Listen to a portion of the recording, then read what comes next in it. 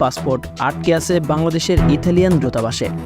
এমন তথ্য জানিয়ে রাষ্ট্রদূত অ্যান্তোনিও আলেসান্দ্রো বলেন, প্রতিদিন 100-র বেশি ভিসা দেওয়ার ক্ষমতা নেই তার দূতাবাসের।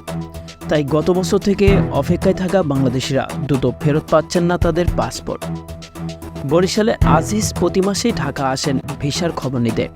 গেল বছর আগস্টের ইতালি কাজের অনুমোদন অর্থাৎ লোনানাস্তা সহ পাসপোর্ট তিনি জমা দিয়েছেন দূতাবাসের অনুমোদিত এজেন্সি পিএফের কাছে, কিন্তু এখনও পাননি কোনো সদুত্তর। কবে পাবেন পাসপোর্ট আর সুযোগ হবে ইতালি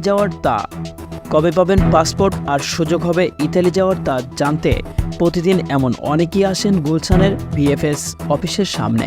মূলত ভিসা প্রত্যাশীরা ঢাকা, সিলেট এবং চট্টগ্রামের ভিএফএসের অ্যাপার্টমেন্টের মাধ্যমে প্রয়োজনীয় কাগজপত্র জমা দেন। কেন ভিসা পেতে দেরি হচ্ছে এমন প্রশ্নে রাষ্ট্রদূত নিজেদের সীমাবদ্ধতার কথা বলেন। ইতালির রাষ্ট্রদূত অ্যান্তোনিও আলেসান্দ্রো বলেন, মূলত 5টি কারণে ভিসা দিতে দেরি হচ্ছে। জমা দেওয়া 5টি লোনানাস্তার মধ্যে একটি সহজ নয়, যা যাচাই বাছাই করতে সময় দরকার। গেল বছর জুলাইয়ের পর আবেদনের সংখ্যাটা এতটাই বাড়ে যে আমাদের কেবলমাত্র এটি সামাল দিতে পারছি না।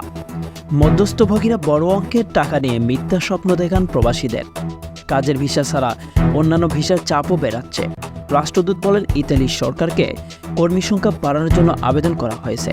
তিনি আরও বলেন, আমি দুঃখিত দেরি হবার জন্য। এখানে ভিএফএস গ্লোবালে কিছু করার নেই। ভিসা আবেদনকারীরা যতই আন্দোলন করুক, এটি দূতাবাসের সমস্যা। প্রতিদিন 100-টিরও বেশি পাসপোর্ট দিয়ে আমাদের পক্ষে সম্ভব নয়। বর্তমানে ইতালিতে যাওয়ার জন্য মূল পাসপোর্ট জমা রাখতে হয় না। এছাড়া আবেদনের পরেই কাগজের অনুমোদনের মেয়াদ শেষ হয় না। সংবাদের এ পর্যন্তই। পরবর্তী আপডেট পেতে আমাদের সাথেই থাকুন। ধন্যবাদ।